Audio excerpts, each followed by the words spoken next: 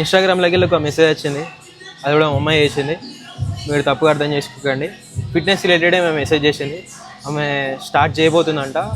ఆమె 50 kgs ఉన్నది, 800 calories burn చేస్తుందంట, 400 calories కన్జ్యూమ్ చేస్తుందంట. అంటే రిజల్ట్ ఉంటుందని నన్ను అడిగింది. సో నేను చెప్పిన రిజల్ట్ ఉంటుంది, ఓ 2 weeksలో నువ్వు వెయిట్ కూడా తగ్గిపోతావు, హాస్పిటలైజ్ కూడా అవుతావు అని చెప్పిన.